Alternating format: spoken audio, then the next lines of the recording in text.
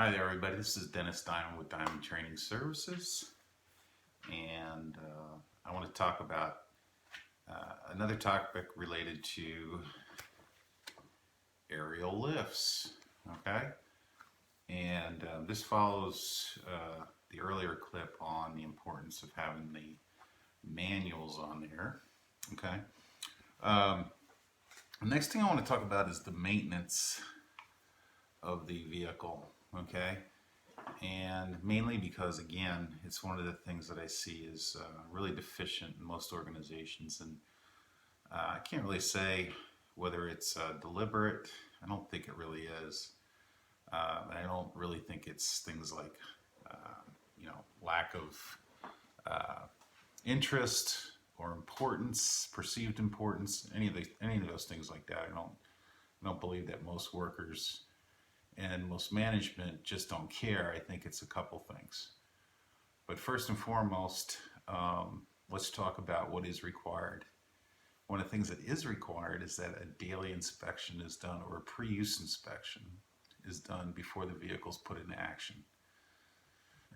What that really entails is what the user manual from the manufacturer would tell you to check.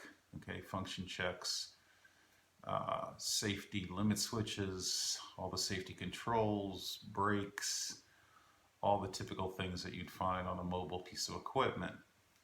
Okay, um, even my own reference manual has all those checks in there for both scissor lift and boom lift.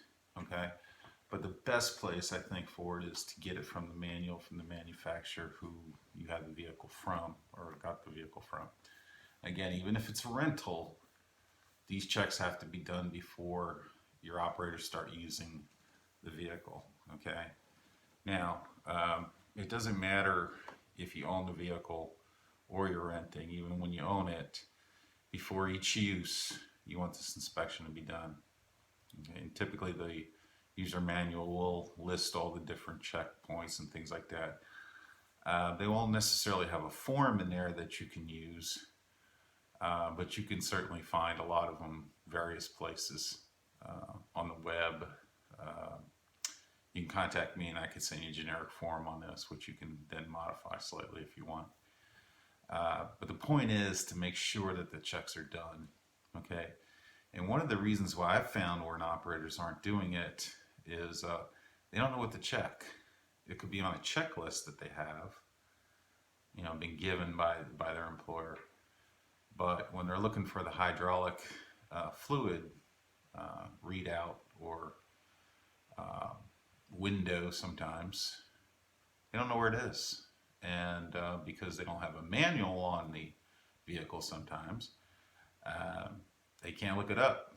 They're not going to be resourceful enough to take it any further than that.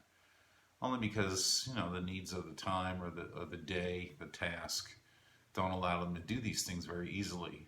They can't. It's not like they can run across or run inside the building, go to a PC, and look this information up. That's really highly unlikely. So, one of the important things when it comes to aerial lift or any kind of equipment inspection is for the responsible person that oversees all this, whether it be your full-time safety professional, maintenance manager, supervisor, whoever, to verify and confirm that people actually know how to check this equipment. And how do you confirm that? You got to observe them doing it. You have to take them through it, demonstrate it for them, show them what to check, where that particular item is, especially when it's within the engine compartment, okay, or the plant as they call it. That can get so nasty, dirty, covered with all sorts of things from use that it's hard to see a lot of these different elements. But again, these manuals have a lot of those diagrams and things like that in there, so it's not impossible for someone to learn this kind of stuff and figure it out. But you'll know if you're the person responsible whether your operators are doing this by observing them. And if not, well, you run the risk of all kinds of things, the equipment failing, and you can only imagine what goes on from there. So make sure that a previous inspection is done. You may have to prove it. That's what the forms are for, or having the operator fill out the form. But that alone is not going to prove anything to an outside investigator. Just keep that in mind. I mean, forms can be, as they say, pencil whipped or doctored, and they know this. So the proof is going to have one of your operators demonstrate that they can do this. Okay, make the checks. And there's a lot more to it than you think. So I encourage you to make sure, if you're the person responsible or if you're an operator, that you learn how to check this machine thoroughly. There's some great videos on YouTube that you can find for doing the complete and comprehensive check. And you can also, of course, contact myself, and I can help you out with that too as well. Okay, but this is important. Like I said, pre-use. Okay, so even if you're only using it once a month, it's got to get an inspection. Okay, the full, complete mechanical inspection would be done by the servicing company. And that should be done at least semi-annually, if not more. If you're going to use the vehicle every single day, you should at least get a quarterly PM and maintenance check. But if it's casual use, once or twice a month, or maybe even less than that, a semi-annual check would probably suffice. It's a reasonable amount of time. So anyway, any questions or comments, please leave them below.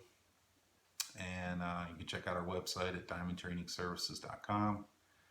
And it has all my contact information on it as well. So please do, and good training, good operating, and be safe out there.